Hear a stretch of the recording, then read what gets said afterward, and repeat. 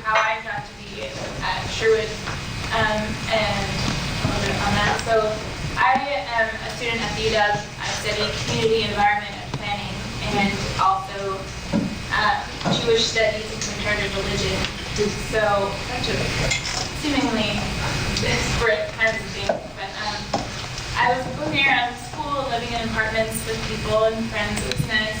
And I kind of started to recognize that a lot of the people who were engaged in like community organizing projects and like student groups that were, working against like labor policies that were not good and different kinds of like activist types also know each other and like had something that they had together. And I didn't know what that was, and I was trying to figure out where that all happened.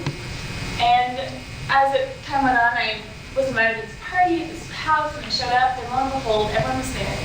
And it was a Sherwood co-op, and I was like, oh, this is it. So I pursued membership there and have found, and have found that a lot of like what people have been saying, that it's a sort of place where people live with intention. I guess you heard that in the title. But considering that for real, that intentional living just means you're living with a bunch of people and people cook for you, and people, clean the house, and like there's chickens and there's a garden, and that's great. It's about living intentionally, everything that you do, and all the reasons for kind of your day-to-day routine, having a purpose and having kind of a goal that there is a bigger project going on, like a bigger project to be working on outside of the self, outside of our individual kind of needs. And in a society that is largely based on that, on our individual success, this kind of idea, living intentionally in a community and going through the consensus process, which is how we work,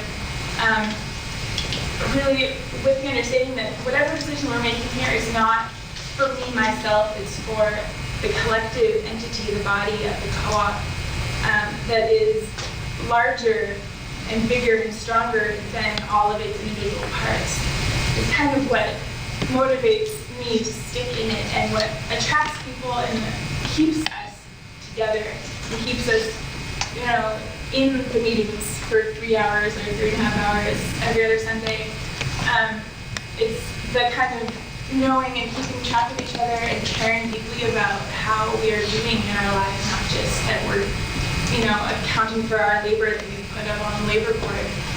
That there's a care and concern for each other is a major part of how this community works for me and how it benefits everyone involved, and how it can benefit, or how we understand it benefiting the larger community, the wider community. So there's a whole lot to say about that sort of thing. So in different ways, what I'm hearing is that being in an intentional community has allowed each of us to do more of what we want to do and be around people who have similar shared values. And so emotionally, psychologically, spiritually, this is all given meaning to us, that each thing that we do, we realize it's impacting others. It's going to, create other changes in the environment immediately. It's the way we say things, the way we set things up, other people are immediately affected by that. And historically, we're setting precedents for other things that happen even after we may be there in the community.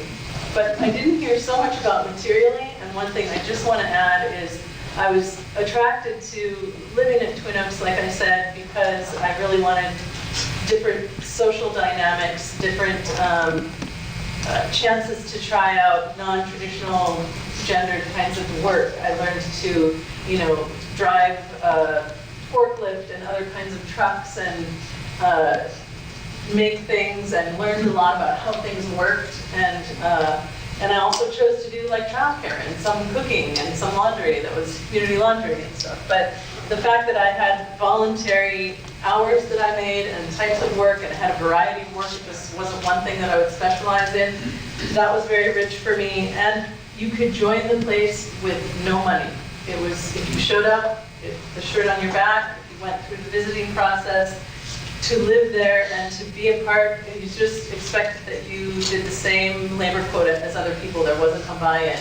So that was important to me, and materially what we had access to then, all those things that I said about healthcare and food and a room and the few things that are in the individual sleeping room that is on loan to you while you're a member of Twin Oaks. There's even clothes, like community closets, so you can just go grab some of the community clothes. The land, the beautiful rolling hills, over 460 acres, bordering, a river, and being able to plug into all the other things, the amenities that were there. Everything, from sharing food to sharing, one house or lots of land. There's just economies of scale. And so materially, I think we sort of didn't talk about that so much, but there's always that in community that's a benefit for those who seek it.